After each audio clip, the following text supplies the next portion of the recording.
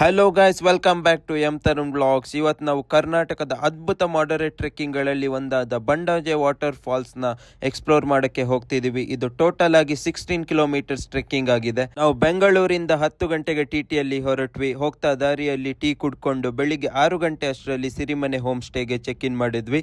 ನಂತರ fresh up ಆಗಿ breakfast ಮಾಡಿ ಅವ್ರು ಕೊಟ್ಟಿರೋ ಲಂಚ್ ಬಾಕ್ಸ್ನ ಪ್ಯಾಕ್ ಮಾಡಿಕೊಂಡು ನಾವು ಹೊರಟ್ವಿ ಬಂಡಾಜೆ ವಾಟರ್ ಫಾಲ್ಸ್ಗೆ. ಇದು ಸ್ವಲ್ಪ ಆಫ್ ರೋಡಿಂಗ್ ಇದ್ದದ್ರಿಂದ ನಾವು ಪಿಕಪ್ ಗಾಡಿ ಹತ್ಕೊಂಡು ಈ ಚಿಕ್ಕಮಗಳೂರಿನ ಸುಂದರವಾದ ಪ್ರಕೃತಿಯ ನಡುವೆ ಈ ಪಿಕಪ್ ರೈಡ್ ಅಂತೂ ಫುಲ್ ಕ್ರೇಜಿ ಆಗಿತ್ತು.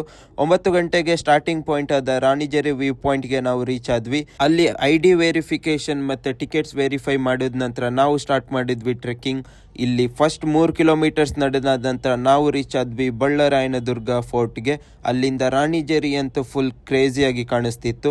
ಮತ್ತೆ 5 ಕಿಲೋಮೀಟರ್ಸ್ ನಡೆದ ನಂತರ ಬಂಡಾಜೆಗಿಂತ ಸ್ವಲ್ಪ ಹಿಂದೆ ಇರೋ ಒಂದು ಚಿಕ್ಕದಾದ ವಾಟರ್ ಫಾಲ್ಸ್ಗೆ ರೀಚ್ ಆದ್ವಿ. ಅಲ್ಲೇ ನೀರಲ್ಲಿ ಆಡ್ತಿರೋದನ್ನು ನೋಡಿ ಒಬ್ರು ಫಾರೆಸ್ಟ್ ಆಫೀಸರ್ ಎಲ್ರಿಗ ಮೇಲೆ ಕರೆಸ್ಕೊಂಡ್ರು. ನಂತರ ನಾವು ತಂದಿರೋ ಲಂಚ್ ಬಾಕ್ಸ್ನ ಅಲ್ಲೇ ಓಪನ್ ಮಾಡಿಕೊಂಡು ಅಲ್ಲೇ ಊಟ ಮಾಡಿಬಿಟ್ವಿ.